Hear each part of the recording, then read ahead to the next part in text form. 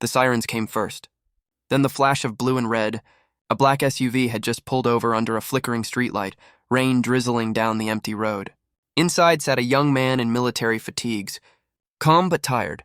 His name was Sergeant Marcus Reed, just returning home from duty. Before I tell you what happened next, comment, share, and subscribe to Kindness Valley. Tell me where you're watching from. Marcus reached for his ID, slow and steady, like every soldier taught to follow command. But fear changes everything, especially when it wears a badge. 2 police officers jumped out, guns drawn, shouting orders that tangled in the rain. "Hands where I can see them!" Marcus raised his palms to the sky. "I'm a U.S. Army soldier," he said softly. "My ID's in my pocket." They didn't listen. One stepped closer, heart pounding louder than the thunder. Marcus's voice broke through the tension, calm, respectful, almost pleading. "Sir, please. I'm just trying to get home." A single flash. A single shot. The sound tore through the night like something wholly breaking. Marcus fell against his car door, pain flooding his chest, blood mixing with the rain. His cap rolled away, revealing a small silver badge pinned inside his jacket. Army Commendation Medal, for bravery under fire. For a few seconds, silence. Even the rain seemed to stop falling.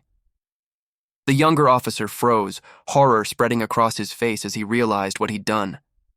The other shouted for backup, voice trembling.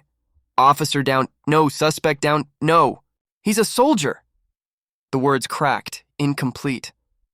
Within minutes, headlights pierced the wet road, police cruisers, ambulances, and then black military SUVs.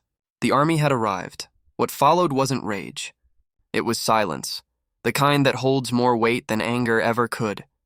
3 officers in uniform stepped out, rain glistening on their medals.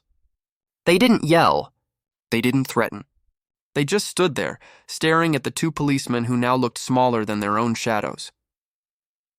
The senior officer, Colonel James Holloway, walked toward Marcus, now lying on a stretcher, barely conscious.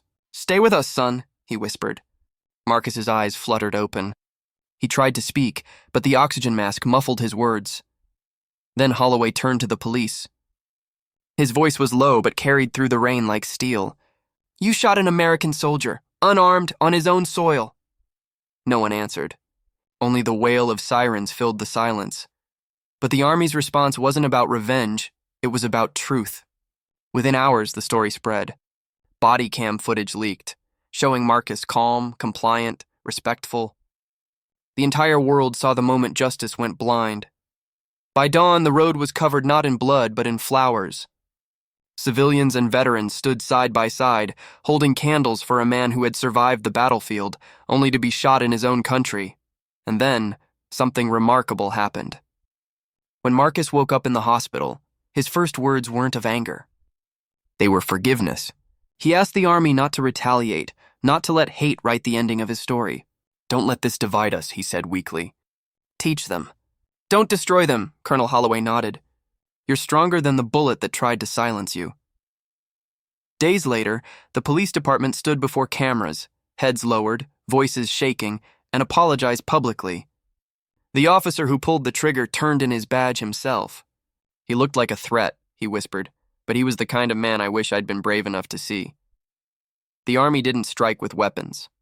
They struck with truth, organizing joint training with local police, teaching them how to face fear without pulling the trigger, how to see the uniform, not the color beneath it. And the footage of Marcus forgiving his shooter became a lesson shown in academies across the country. One clip, one moment, one act of grace, more powerful than any revenge could ever be. Weeks later, Marcus stood again, scars beneath his uniform but peace in his eyes. He visited the same road where he fell, now renamed Reed Way. He placed a hand on the pole of the streetlight and whispered, "I made it home." The camera would linger here, on a quiet road washed clean by rain. On a soldier who survived not just a bullet but bitterness, because sometimes power doesn't come from striking back. It comes from standing tall when the world tries to bring you down, and choosing peace even when you've earned your anger. The story ends where it began, under a flickering light on a lonely road.